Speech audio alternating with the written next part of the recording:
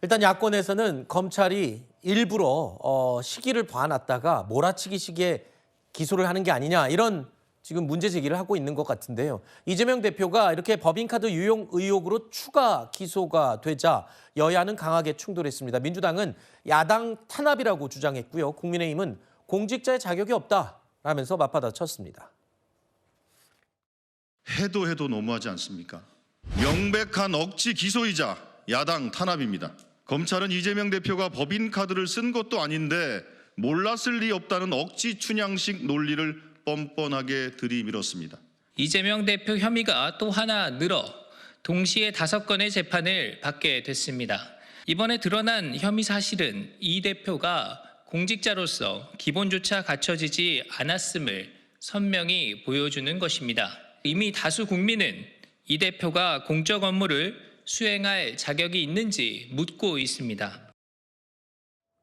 앞서 들으신 것처럼 민주당은 당시에 이재명 대표가 직접 그 법인카드, 경기도 법인카드를 쓴 것도 아니다. 그러니까 이재명 대표는 이 법인카드 사용에 대해서 몰랐을 것이다 라는 취지로 옹호를 하고 있습니다.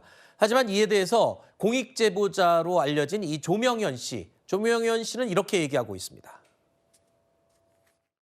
법인카드 부분도 지금 몰랐다, 알아서 했다라고 얘기하는데 법인카드를 이재명 대표가 직접 쓸 일이 없죠. 공무도 아닌 개인적 이재명 아침 식사를 매일 샌드위치를 가져오는데 변호사이고 선고를 여러 번 거쳤던 이재명 대표가 가만히 있고 그걸 매일 먹고 심지어는 빵이 눅눅하다 이런 얘기까지 하면서 피드백을 줄 이유가 없죠. 이거는 잘못된 거다. 왜 가져왔냐? 라고 얘기를 해야 되는데 저랑 마주쳤을 때도 그런 얘기 단 한 번도 없었고요. 몰랐다고 하는 거는 제가 볼 때는 손바닥으로 하늘을 가리는 일이라고 생각합니다. 지금 논란이 되고 있는 이 법인카드 유용 의혹이 바로 말씀 들으신 조명현 씨의 제보로 시작이 됐죠.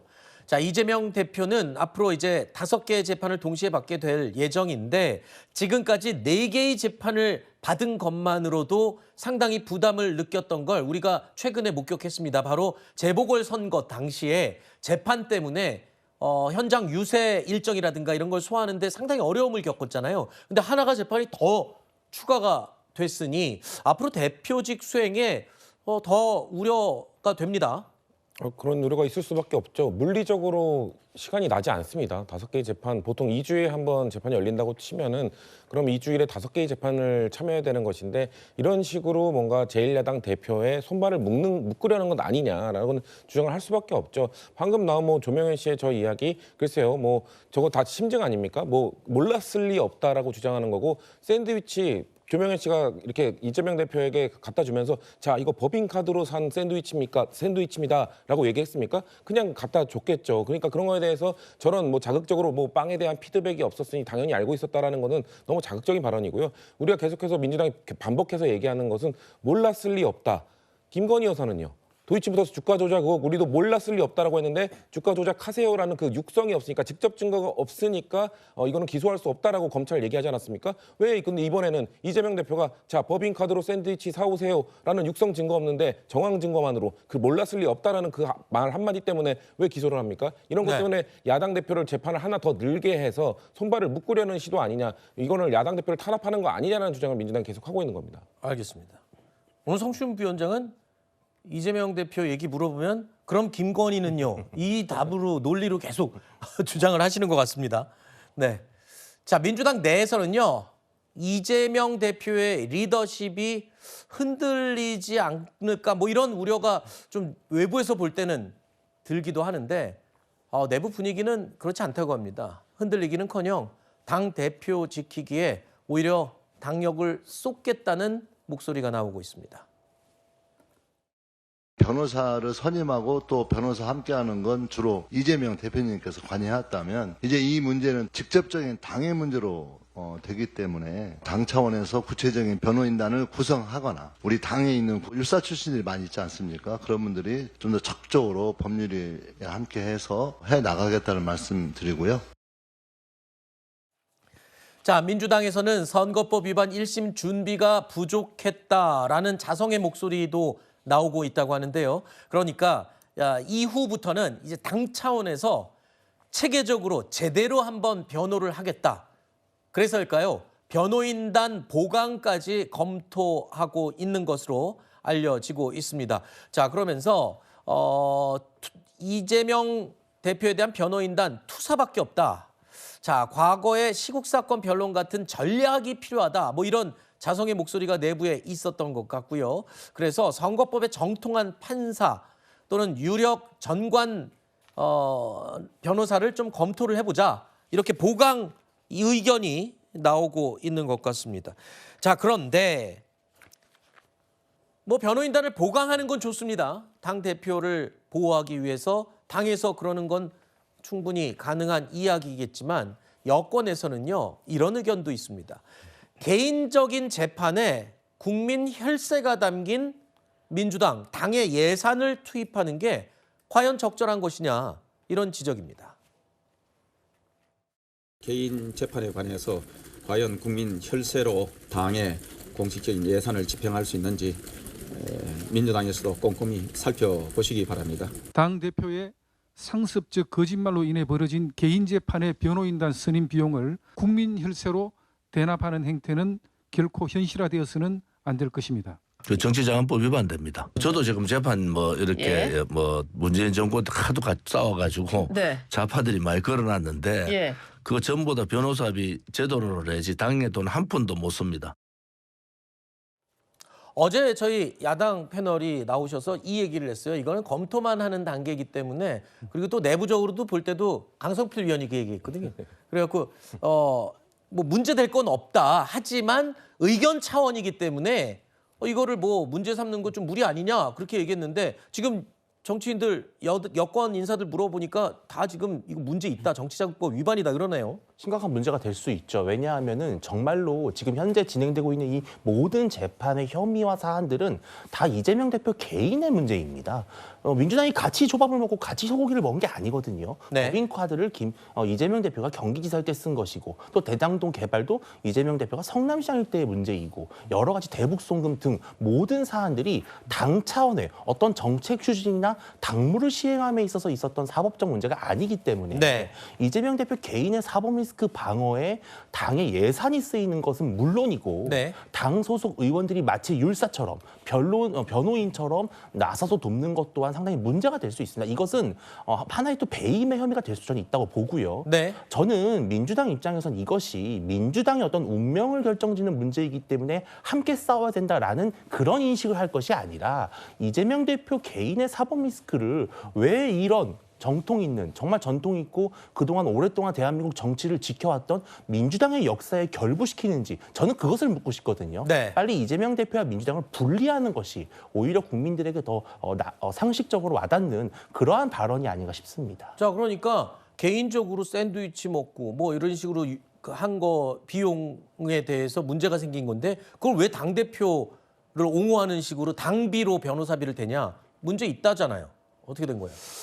일단 뭐 법리적으로는 검토를 좀 더 해봐야겠지만, 그 당비로 지원하는 그런 대응, 형사사건 대응이 만약에 공직선거법 위반 최근에 1심에서 유죄가 나왔던 선거 사건에 대해서 한정해서 살펴본다고 한다면, 공직선거법 위반 자체는 대선과 관련된 사건이었습니다. 이 선거법 위반 위조가 나오게 되면 결과적으로 민주당 입장에서는 그 보조금 434억 원을 토해내야 되는 상황이 발생할 수 있죠. 어떻게 보면 민주당의 존립을 흔들 수 있는 그런 문제이기 때문에 그 민주당 차원에서, 당 차원에서 변호사를 조력할 수 있는 그런 여지도 저는 있을 수 있다고 보여지고요.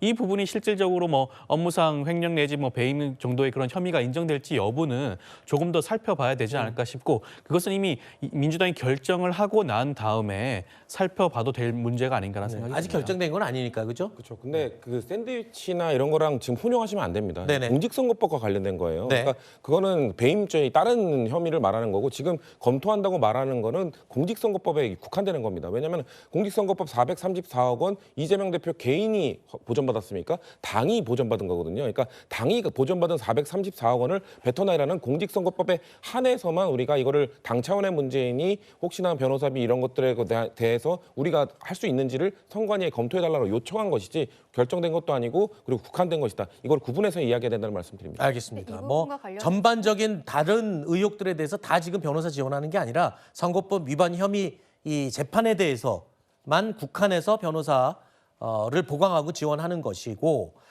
이거는 아직 결정된 건 아니다. 이런 지금 입장입니다. 결정됐을 경우에 제대로 법리 검토를 하면 된다라는 설명인데요. 지금 이 공직선거법 사건이기 때문에 더 문제가 되는 것으로 보이는데요. 633 원칙, 지금 대법원에서 하고 있는 이야기인데요. 공직선거법 같은 경우에는 1심은 6개월, 항소심과 대법원은 3개월 안에 마무리를 해야 된다는 규정이 있음에도 불구하고 이게 지금 강행되고 있지 않은 부분에 대해서 대법원에서 지적을 하고 있습니다. 그렇다면은 이재명 대표 같은 경우는 빠르면은 내년 여름 전에 대법원까지도 확정 판결이 나올 수 있는 부분이거든요. 그래서 지금 국민의힘 입장에서는 민주당과 이재명 대표가 이 재판을 지연시키는 전략을 쓰는 것이 아닌가라는 이야기를 하면서 TF도 가동하겠다라고 보고 있는데 지금 이렇게 당 차원에서 변호인 변경이라든지 이런 것들을 검토를 하게 되면 새로 들어가는 변호인들이 다시 기록을 검토해야 된다라는 이야기를 하게 됩니다. 그리고 비용이 들어가는 부분에 있어서도 그냥 만약에 진행을 했을 때 정치자금법상의 기부행위, 뭐 배임이나 횡령의 문제가 생길 수 있어서 이 부분도 아마도 선관위의 유권 해석이라든지 이런 절차를 거칠 것으로 보이거든요. 네. 그럼 그런 거를 하는데도 몇 달 정도 시간이 걸릴 수 있다는 것이죠. 네. 그래서 지금 이게 소송 비용만의 문제가 아니라 재판 지연에 대한 문제도 있다라고 말씀드리고 싶습니다. 알겠습니다. 이거는 단순히 이 소송 지원만이 아니다. 재판 지연과도 연관이 돼 있다는 점을 추가로 지적해 주셨고요. 이재명 대표의 선거법 위반 1심 선고 이후에 저희도 몇 차례 이야기를 나눈 내용이기도 하지만 새로운 화두로 지금 계속 떠오르는 이야기가 바로 대선 선거 비용 반환 문제입니다. 민주당이 대선 때 이 정부 보조금으로 받은 434억 원, 큰 액수죠. 이걸 다 갚으려면 민주당사를 팔아야 된다라는 얘기까지 나오고요. 또 어디서는요, 민주당이 설마 그 정도 돈도 없겠냐, 뭐 이런 말들도 나오고 있습니다. 우상호 전 민주당 의원은 이 문제에 대해서 이렇게 의견을 냈습니다. 그렇게 되면 이제 민주당은 완전히 폭삭 망하게 되죠. 지금 434억을 어디서 만듭니까? 건물 팔고 모금을 해도 아마 만들기 어려울 거예요. 제가 있는데 뭐 용서해달라는, 그냥 무조건 복귀해달라는 게 아니라 논란이 많은 사안에 대해서 이렇게 엄청난 판결을 해도 되는 건가? 민주당이 무슨 뭐 감정이 있으신가? 왜 그러셨을까요? 아직 뭐 대법원 확정된 건 아니고 2심도 남아 있고요. 그렇지만 대비는 좀 해야 되지 않을까요? 이게 현실로 왔을 때를 대비했을 때 당 내에서도 이런 생각은 좀 대비는 할 것 같은데요. 이거 당을 다 팔아도 현금성 자산만 다 팔아도 493억 원 정도가 된다고 하는데 이거 만약에 갚아버리면 당 자체가 유지를 할 수 없다면서요, 현실적으로. 당연하죠. 지금 뭐 당직자들 월급도 줘야 되는 부분이 있고요. 네. 당을 운영하는 비용이 일상적 비용이 당연히 들어갑니다. 그렇기 때문에 지금 민주당 너네들 재산 다 합치면 이거 낼 수 있잖아라고 말하는 것은 마치 민주당 상황을 비웃기라도 하듯 조롱하는 거라고 저는 느껴지고요. 그렇기 때문에 한동훈 대표가 뭐 분석해보니 민주당 재산 충분히 되니 이거 벌금 반환하도록 해도 된다라는 말은 저희로서는 매우 불쾌하다는 말씀을 드리고 싶고, 네. 말씀하신 것처럼 준비는 해야겠죠. 만약에 2심까지 뭐 이게 형이 유지가 된다면은 준비는 해야겠지만 아직까지는 당 차원에서 이걸 진지하게 고민할 단계는 아니다라고 판단하고 있는 것 같습니다. 알겠습니다.